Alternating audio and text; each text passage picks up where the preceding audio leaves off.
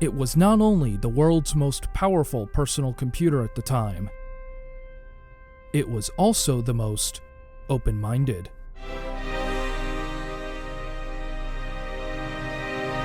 Okay, maybe I'm getting carried away with this. Hey everybody, Sage here, and welcome back to another computer showcase. Today we're going to take a look at another vintage Mac that I own in my collection, that also happens to be my personal favorite. So without any delay, let's take a look at the venerable Power Macintosh G4. The Power Mac G4 was first introduced on August 31st, 1999 during Apple's Sable press conference in San Francisco, about 8 months after the blue and white G3. It was Apple's first computer to introduce the PowerPC G4 chip, which at the time was considered to be the first quote-unquote supercomputer on a chip. And to some extent, it was. The G4 performed in the gigaflop range, or about over 1 billion floating point calculations per second, and had some other technical advantages, such as a 128-bit vector processing unit called Ultivec, or the Velocity Engine as Apple calls it, as well as improved symmetric multiprocessing for better multiprocessor performance, which we would see later on with the system. The Power Mac G4 lasted for about 5 years on the market, with multiple generations coming after the original, before being superseded by the Power Mac G5. But I'm here to talk about the first generation, so let's take a look at it. Design-wise, it was pretty similar to its predecessor, the blue and white G3, except the colors are different. The Power Mac G4 was the first Mac to come in graphite, which can be seen on much of the exterior here. There's also 2 other colors: silver, which can be seen on the sides, and clear, which can be seen on the handles. Apple would go on to use the graphite color scheme in their consumer lineup, particularly the iMac and the iBook. So let's start things off with the front of the system. Up at the top, you've got the Apple logo here, and below that, you've got the optical drive. This particular machine was upgraded with a DVD burner, or a super drive, from its original DVD drive. Below that, you've got a Zip 100 drive right here, which I believe works. Below that, you've got the built-in mono speaker. Then you've got the power button, the reset button, and the interrupt button, which only works with the classic Mac OS. And speaking of the buttons, there were actually 2 different versions of it. The first one used the same style as the blue and white G3s, but there was also another version that had a more inverted, darker look. And rather than have the power light illuminate through the symbol, the entire power button illuminates. On the left side, you've got nothing really special here aside from the Apple logo. On the other side, you've got the handle for the door here to access the internal components of the system. On the back, we've got a bunch of things here from top to bottom. First, we have the lock for the door handle here, which if you pull it and then put something through it, it would prevent the door from opening up. Below that, we've got the I/O here. First, you've got the 2 FireWire 400 ports, which are actually internal to the system rather than a module, unlike the blue and white G3. Below that, you've got the 10100 Ethernet, which would later become Gigabit Ethernet. Then you've got 2 USB 1.1 ports, a line-in jack for microphone input, and an audio out jack for headphones and speakers. And right next to that is a 56K modem port, which is actually optional. If this system was not ordered with a modem, this would be blanked out. And right next to that, we've got the power supply consisting of the fan and 2 AC ports, one for the computer and one for the monitor. Now, the cable for the monitor AC port is pretty much identical to that of a power extension cable if you've ever come across those. And below that, we've got a label consisting of the serial number, among other things. Now, normally I don't show the serial label on these computers, but this particular one is interesting because below the serial number and the Ethernet ID is the specs of which this computer was configured with when it was shipped out of the factory. So for example, this computer was originally ordered with a 400 megahertz processor,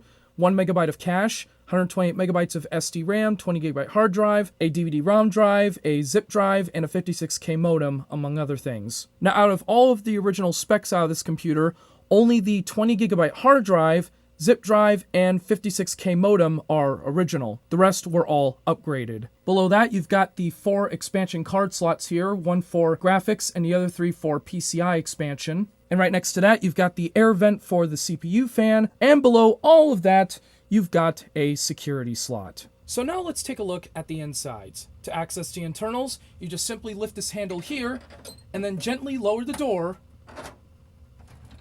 just like that. Starting off in the top left corner, we have the cage for the optical drive and the zip drive, and in typical desktop-like fashion, it is easy to remove. Simply by pressing on these two graphite tabs inside, pulling the cover off, and then taking the two screws off the front, disconnecting some cables, and then the drive cage just slides right out. The same couldn't be said for the power supply, which is also easily removable by taking some hex screws off the back, then taking this little bracket off, and then after disconnecting some cables, the power supply just slides right out. Going back to the left side, we have the plastic enclosure for the speaker, and below that we've got the metal enclosure which houses the circuitry for the main buttons. Below the power supply, we've got the main CPU fan here, which I'm assuming when the system is closed, the heatsink will face the fan here, and then any excess heat will go towards the back of the system. Below that, we've got the original 20GB Quantum Fireball Plus, which, despite being noisy, still does work to this day. And right next to that, we've got two empty hard drive bays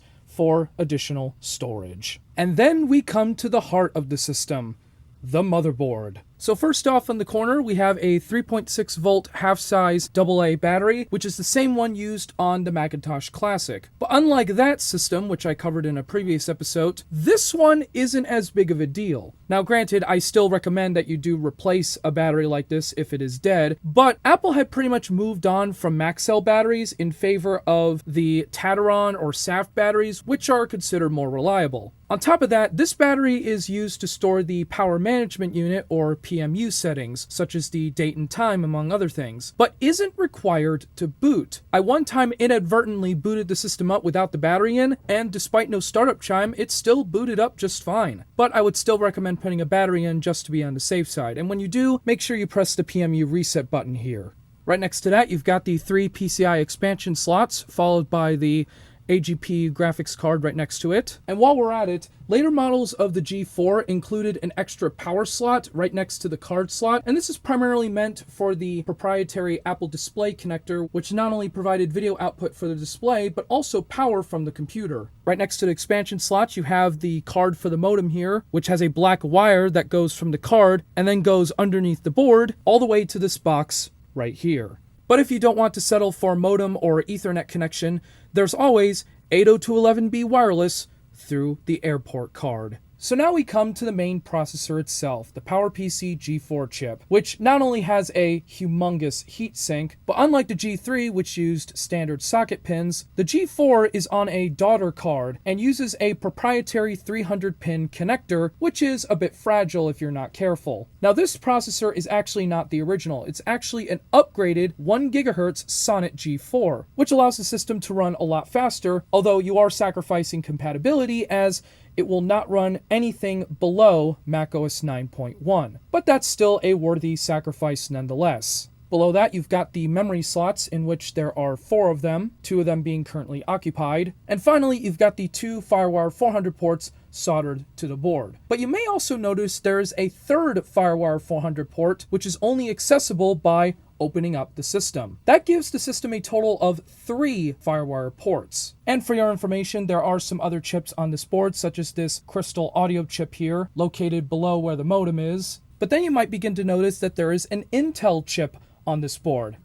How sacrilege! Now, some G4 boards apparently don't have this chip, but they do have another Intel chip located below the system. Now, considering that Intel and Apple competed in the CPU space, it's kind of hilarious to see an Intel chip on a Power Macintosh. Now, I have no idea what these Intel chips are made for, but if you have any idea, please let me know in the comments because I'm very curious. Now, the Power Mac G4 in and of itself is a good example of when form and function collide. Usually with Apple today, it's form over function, while with some PC manufacturers, it's function over form. But the Power Mac G4 had both. It was not only a really good looking design, but it was also a very easily upgradable one. So it just goes to show you that not everything is all black and white, and that it is possible to offer good design with upgradability. So now let's talk about the specifications of this system. The Power Mac G4 was originally equipped with a PowerPC 7400 CPU with 64 kilobytes of level 1 cache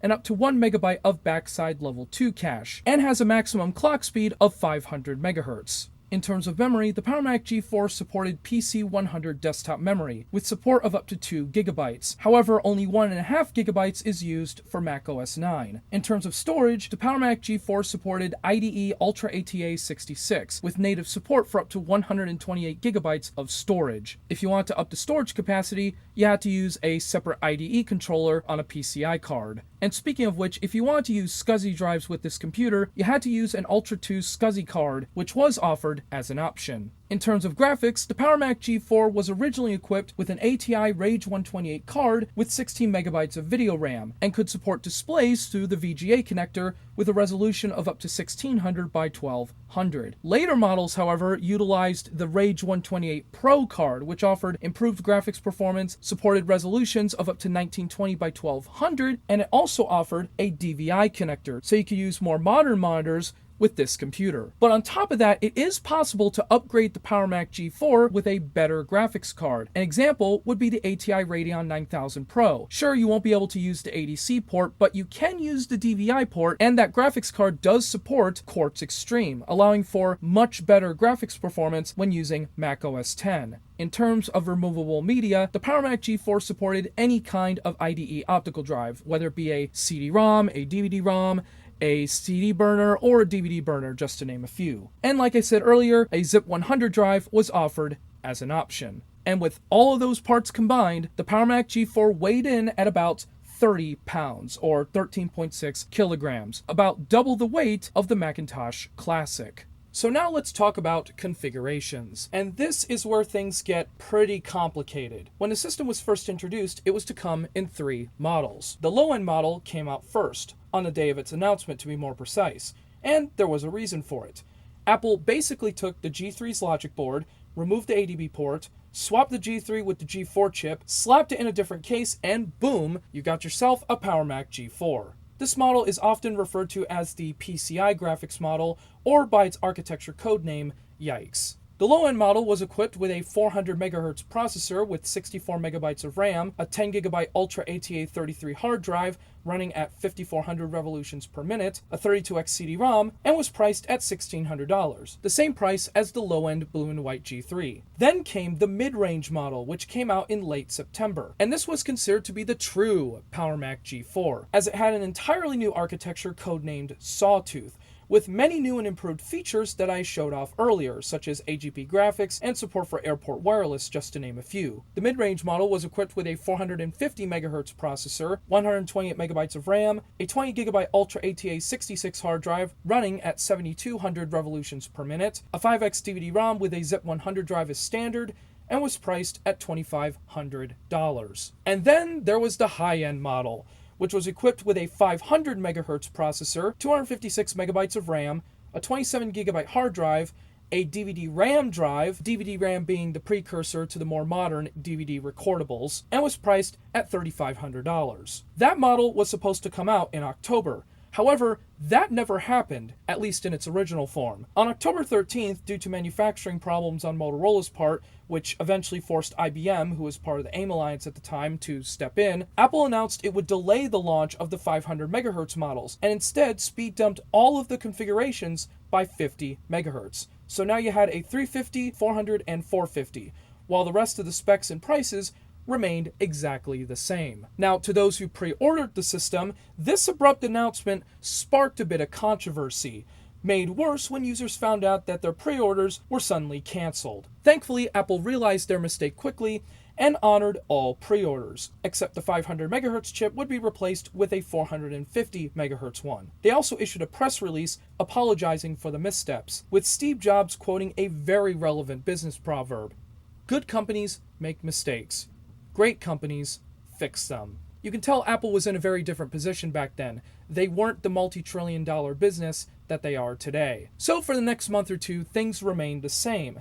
Then on December 2nd, Apple revised the G4 again, bringing the Sawtooth architecture to all models, upgrading the CD drive to a DVD drive on the low end, and, as mentioned earlier, the graphics card was upgraded to a Rage 128 Pro, which incorporated a DVI port which was needed for the Apple Cinema display that would ship by the end of the year. Finally, on February 16th the following year, during the Macworld Expo in Tokyo, Apple revised the G4 one more time, speed boosting the processors back to their original configurations. So in total, the original Power Mac G4 was revised 3 times before being replaced by the next generation in July of 2000. Anyways, that's enough technical talk to make your head spin.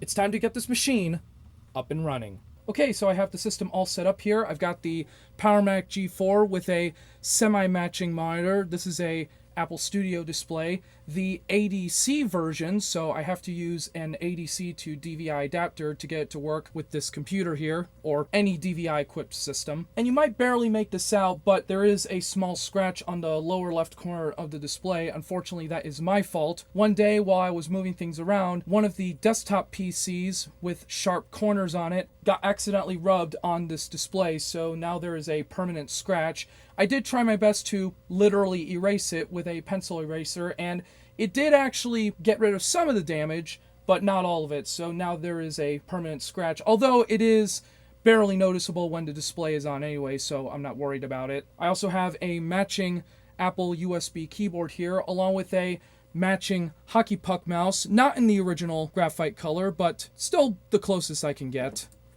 So now let's talk about software. The Power Macintosh G4 was originally equipped with Mac OS version 8.6, with later models equipped with Mac OS 9. The G4 was one of those early machines to take full advantage of Mac OS 10, and on a standard configuration, it can run all the way up to Mac OS 10 Tiger. But, as I mentioned before, thanks to some hardware upgrades, it is possible to run all the way up to Mac OS 10 Leopard on this machine, making it one of the few, if not only, systems to natively run all versions of Mac OS 10 compiled for PowerPC, except for the developer previews besides the public beta. But anyways, you've waited long enough. Let's turn the machine on. Now, since this is a soft power Mac, all I just have to do is press the power button on the keyboard.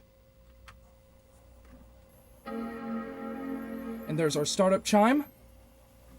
So we should be getting a display on the screen soon. And there it is. We're going to be booting into Mac OS 9, but as you can see, the display blacks out because it's trying to read a resolution that this display can't read.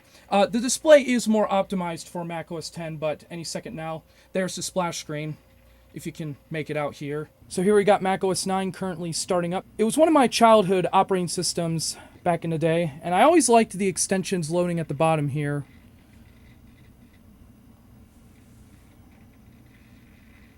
And here we are at the desktop.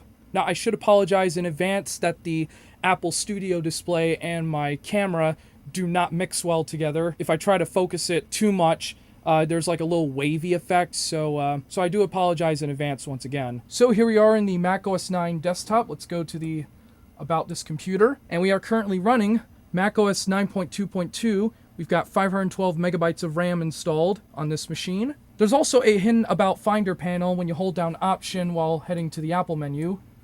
And you get a nice picture of the former Apple headquarters at one infinite loop, along with some scrolling text. Now, this installation of Mac OS 9 is nothing really to brag about. It's just a standard installation with a bunch of applications and stuff. I also have Mac OS 10 installed, which we'll get to later. So let's go to Applications, and we've got a bunch of stuff, including the DVD player, the classic Apple CD audio player, Internet Explorer, and Netscape Communicator back when you had browser choice for a built-in operating system. We also have some other applications that were not included with this machine, like iTunes, which we'll get to later. We also have some of the basic applications like Simple Text, among other things. So let's go into Apple Extras, and we got a bunch of other extra stuff, including the airport drivers. We also have the Notepad and macOS Runtime for Java. So we'll take a look at it here. We got the applet runner.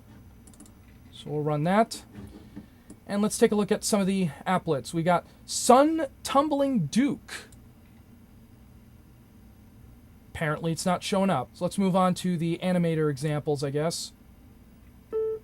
Oh, URL host cannot be found. Oh, that's brilliant. All right, let's try example number 2. Okay, that one actually does show up.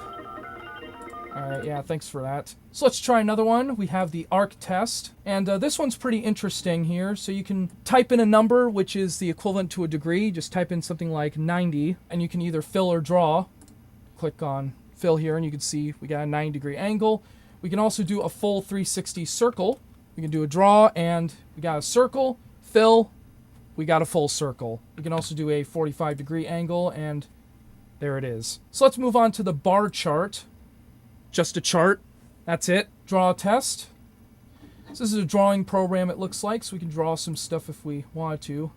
Let's do points. There we go. Just try to draw a little smiley face or whatever. Very crudely drawn smiley face, but a smiley face regardless. Lightweight gauge. Have no idea what that does. Nothing, apparently. And finally, we've got sun sphere, MRJ.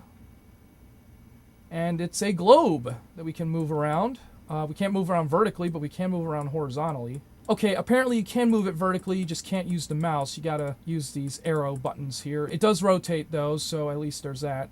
Let's stop right there. So those are some of the included applets. Not much to really look at here. What is my personal favorite, however, is the classic Apple desk accessory, scrapbook.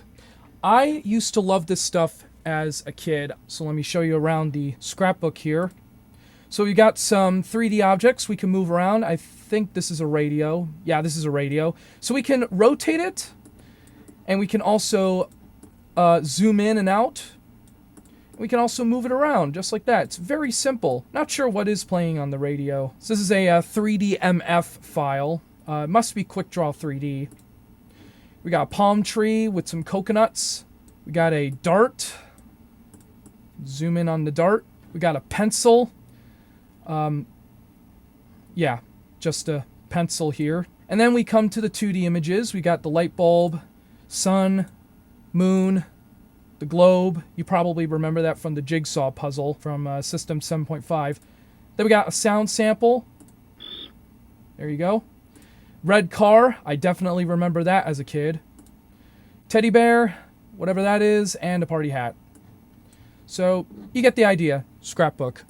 But what I really want to show you are the applications that were not included with this machine, at least originally, but rather later on in the system's life. And that is iTunes and iDVD. So let's start with iTunes. Now, both of these were actually from a software restore disk that I had lying around for a later model of G4, and I decided why not install these on this original Sawtooth G4. So that's what I did. So let's start with iTunes.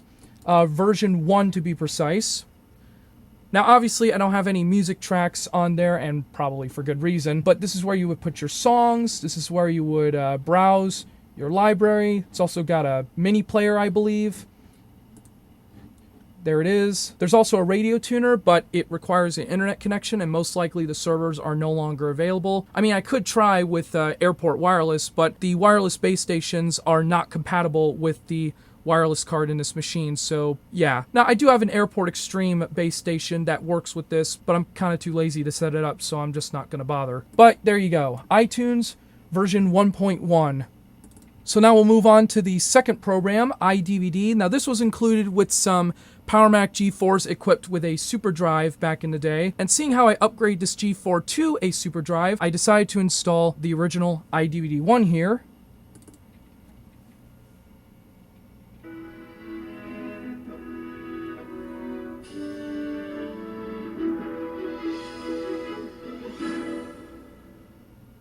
So I'll go ahead and open up the tutorial project here, and you can see it's opening up a example project, and there's the tutorial on the left. I'm not going to bother with that. So this is what iDVD used to look like here back in the day. We can add some titles, we can add folders, slideshows, we can even change the theme. There's quite a bunch of themes here you can select from. They're all standard still themes. This was before the animated themes, beginning with the macOS 10 version. Also, you gotta love that early Aqua UI here. And then when you're done with your DVD, you can just burn it here. I'm not going to burn a DVD for obvious reasons. You can also preview it just by clicking the preview button, and you get a nice little remote here with all the buttons. Click exit. So you get the idea. Let's bring up the About panel here.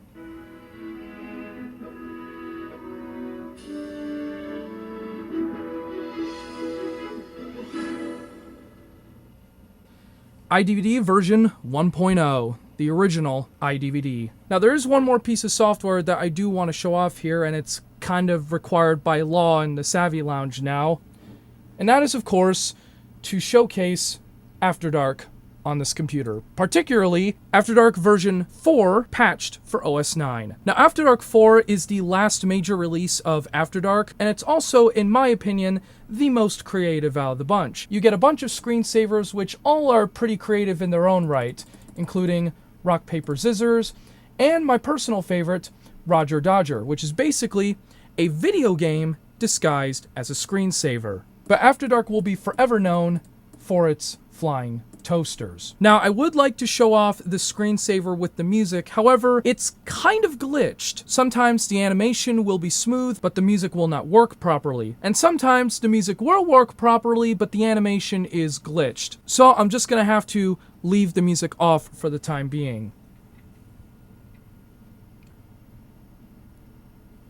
So here we have what is presumably the, quote, evolution of the toaster. And here are the flying toasters themselves, which are far more animated compared to the previous incarnations, and you could definitely see why. And sometimes a bunch of weird crap happens like this here, which makes it all the more memorable. There's also some lyrics that play at the bottom, which of course is the Flying Toaster Anthem, with a bagel used as a bouncing ball, which I think is also pretty creative. But you get the idea. That's the new Flying Toasters screensaver. But not only is there an adult's version, there's also a baby's version, which has those adorable looking baby toasters, and you may have caught a glimpse of it in the regular Flying Toasters screensaver. So here are the baby toasters. They're very adorable looking, as you can see right there. And there's a bunch of other objects that do fly around in the background, like pacifiers and teddy bears with bread, apparently. And sometimes there's those creepy looking moons for some reason. And much like with the regular Flying Toaster screensaver, there is also lyrics to a baby version of the Flying Toaster Anthem, only there is a reference to You Don't Know Jack in this, as you can see right here. But yeah, you get the idea. That is the weird but adorable baby flying toasters. Or, excuse me, the baby toasterettes, as the lyrics say. But what I really want to show you, and I may have teased it a bit, is the Hula Twins screensaver. Why? Well, I'll show you why.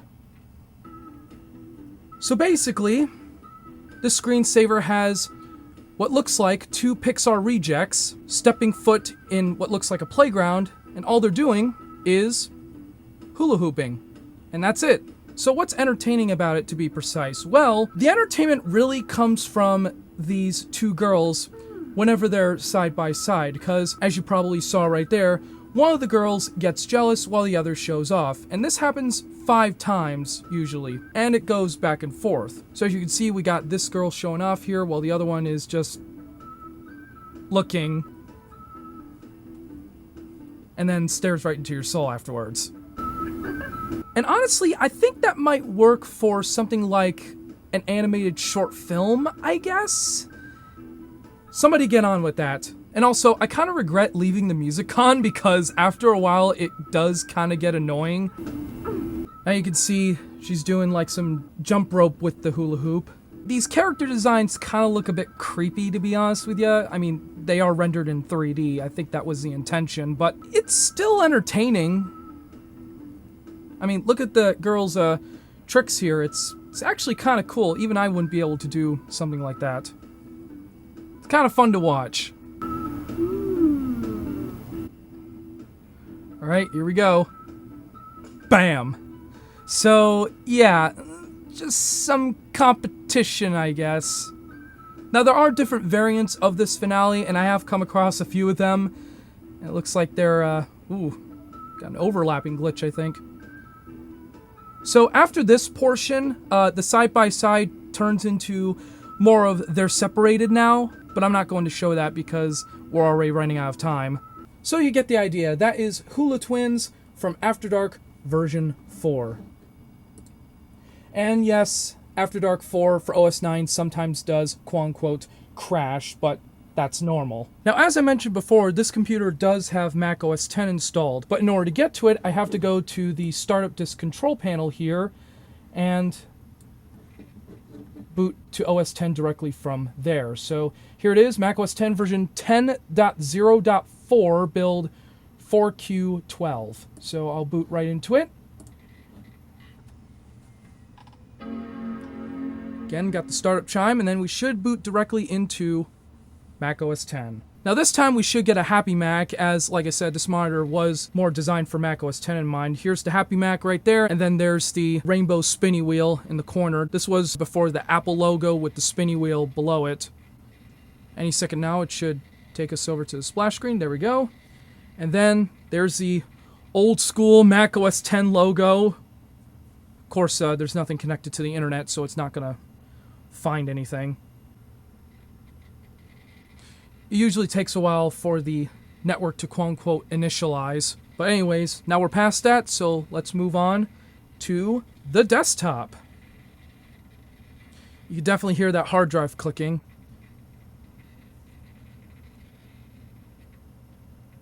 And here we are at the desktop. This is the desktop for Mac OS X, Cheetah, version 10.0.4. And as you probably may have noticed by now, the processor says Power PC G3 instead of G4, and that's most likely because the processor was upgraded from its original hardware, and it's not detecting it properly, so that's why it's detecting it as a G3. But moving on, you can see the desktop looks much cleaner compared to the Mac OS X desktop. We've got some icons in the dock, of course. Everyone knows what the dock is if you've ever used Mac OS X before, or as it's now called, Mac OS. There's the icons. Now, you'll also notice the lack of status icons, and that's because this predates Mac OS X Puma, which added status icons. So instead, we've got dock extras. And this is where you would change the display, check the time, or even the signal strength for the airport. So if you want to change the display, you have to go directly to the dock. Now, in terms of built-in applications, there also really isn't that much to look at. Again, this is a basic installation of Mac OS X Cheetah.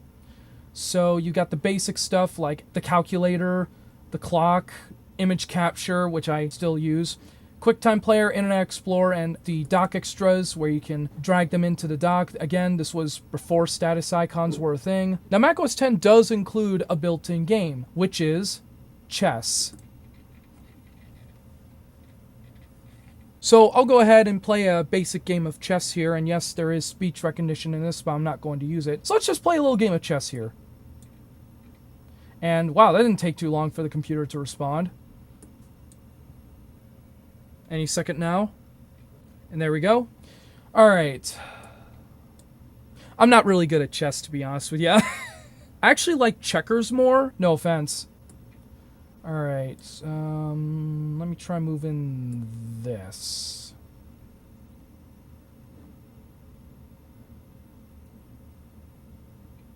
Oh, you got my horse. Well, you get the idea. That's chess. We also have the system preferences, which consists of all the basic preferences you've got. You can also set favorites at the top. We've got the classic environment, which is used for running OS 9 applications on top of Mac OS X. We also have the startup disk, so we could switch back to OS 9 if we wanted to. So there you go. And then there was the much requested feature of screensavers.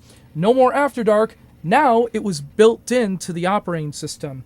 Now, none of those screensavers are as good as the later versions of Mac OS X had, but you do have some of the basic ones like, you know, basic. It's just a little Apple logo that jumps around once in a while. That's about it.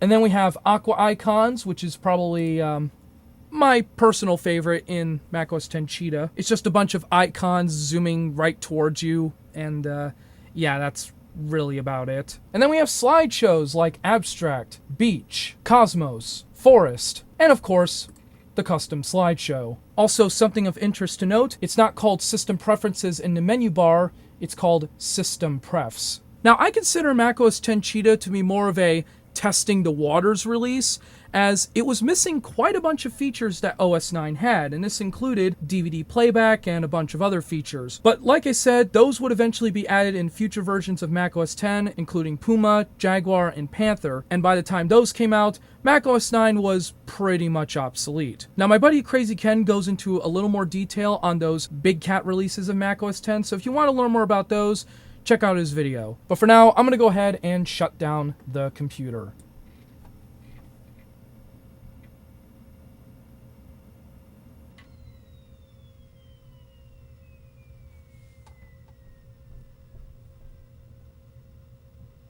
So there you have it, the Power Macintosh G4. Overall, despite its rough start in the market, it still remains a favorite among Mac enthusiasts, and it's also one of my favorite vintage Macs that I own in my collection. I would definitely recommend one if you're getting into collecting vintage Macs. Now, of course, this isn't the only generation of Power Mac G4s around. There are a few more that came after this, most of which were well received. Except for one, but that's a story for another time. If you guys liked what I have to offer, be sure to leave a like, share it with others, and subscribe for more videos like this. Also, if you want to support my work in preserving tech and gaming history, feel free to pledge to my Patreon. You not only help support this channel, but you also get insider benefits including early access, behind the scenes stuff, and voting power for future videos. And who knows, maybe with your support, I could probably get this scratch off this monitor. But for now, thanks very much for watching, and I will see you all next time. Take care.